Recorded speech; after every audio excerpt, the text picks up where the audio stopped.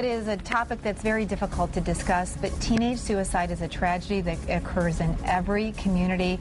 It's the #3 killer of teens across the United States every year, #2 in Kent County. Yeah. Second only to accidental deaths. The statistics are almost hard to believe, but today we are talking about the difficult subject with two women who know firsthand the pain the silence has caused. Christy Buck is with the Mental Health Foundation. Jenny Fritz, a mom who lost her 16-year-old son Brandon to suicide. And Christy, let's start with you because there's a big effort, especially this weekend, with a walk that's going on. I love the name of it, Out of the Darkness. Yeah, it's an amazing walk, and what they're doing is it takes place every first weekend in October, and actually it goes hand in hand with what is National Mental Illness Awareness Week, which is the first week in October. And the walk, the name Out of the Darkness, stemmed from a larger walk that happens in larger cities where people walk through the whole night. Wow. Darkness and then into the light. And it's actually a walk to help prevent suicide, but it is, many of the people that participate are survivors of suicide. And when we say that term, survivor of suicide, many people think it's people that attempted and survived, but no, it's actually a loved ones, friends, family that were left behind. They're the survivors of suicide. That's right. And we have Jenny Fritz here. Your 16-year-old son, Brandon, introduce us to this amazing young man. He's the same age as my daughter. Brandon was an amazing kid. He loved to be the center of attention. His favorite line every day was, "Do you know who I am?" Everybody had to know who Brandon was. And he was happy. He loved life more than anybody. And I woke up one day because I worked third to the horrible tragedy that he had hung himself in our basement. Wow. And here he is. He was an active kid. Very active. A wrestler, a three-sport athlete, yes. Really. It wasn't just wrestling. I mean, he was an active, energetic, smart kid, great student. Yeah, he wrestled all year long. 5 days a week he practiced. He wrestled on Saturdays. He took one day off, and we'd always try to slow him down just because of the pressures of kids. And you know, he always wanted to get that scholarship to go to U of M. That was his thing. And we're like, you know, we'll figure it out. But he just wouldn't stop. Wow. Well, you mentioned it's very difficult 5 days a week, doing the sports. I think in general it's just difficult being a teenager. You have your emotions you're going through, your puberty, probably your first serious relationship and so forth. That's a lot to handle for kids, and they're just trying to discover themselves as well.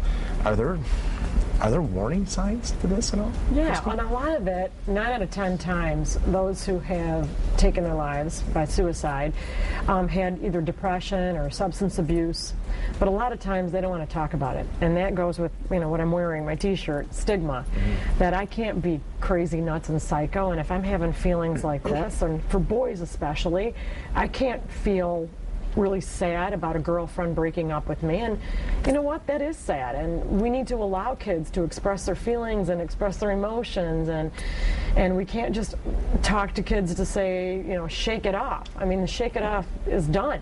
We need to start really taking it serious, and so looking for sadness, little interest in doing things, down, depressed, hopeless, trouble falling asleep, trouble staying awake, feeling bad, weight, that sort of thing, huge, eating and habits. they are relating directly obesity with depression now. Okay, so I read an article the other day.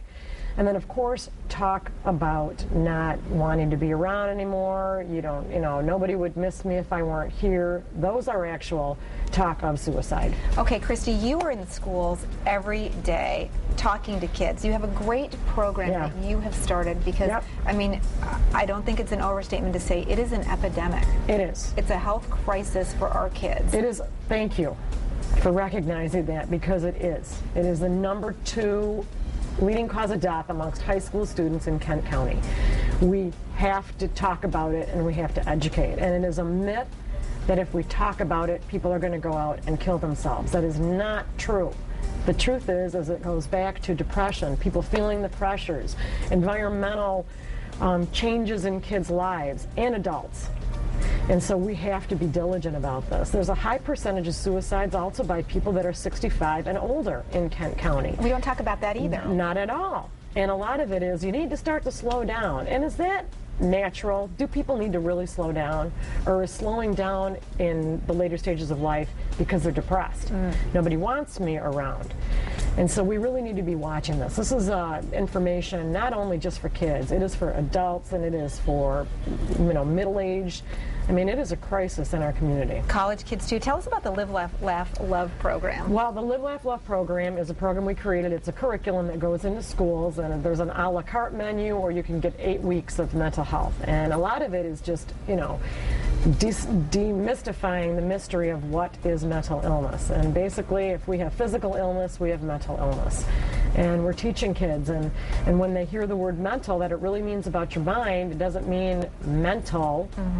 That it's okay to go ask for help. And so it's called Live, Laugh, Love, and it's so much fun, and we absolutely love it. And people like Jenny have taken me to the point where I know that it's needed in every school. And Jenny is an amazing woman who has the courage to come out and tell her story, because the stigma that goes to families who have lost their loved ones by suicide is horrific.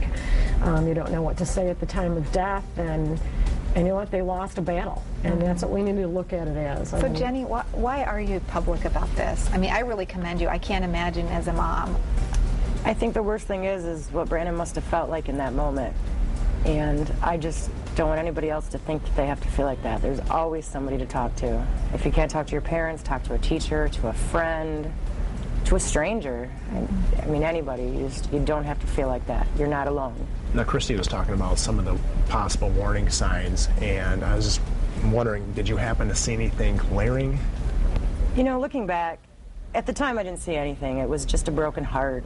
He had had a big wrestling tournament, and he didn't place where he'd wanted to, so he was upset. And I had actually, that morning when I took him to school, I said, we're going to talk tonight, because he was leaving 3 days later to go to Ohio to wrestle, and I said, we're going to talk tonight, because I knew something was bothering him.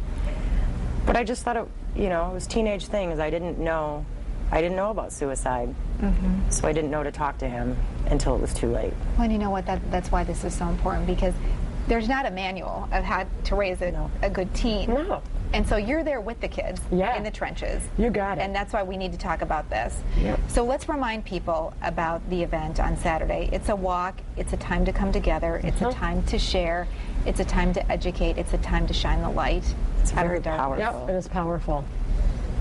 And here it is. We invite everybody to attend Millennium Park, a beautiful venue. Saturday morning, registration at 9 o'clock. The walk begins at 10. Thank you both so much for sharing. Thank you. And thank you for having us. Absolutely. We need to talk about it. Keep talking about it. Silence is deadly when it comes to suicide. Sure is. Thank you. We'll be right back.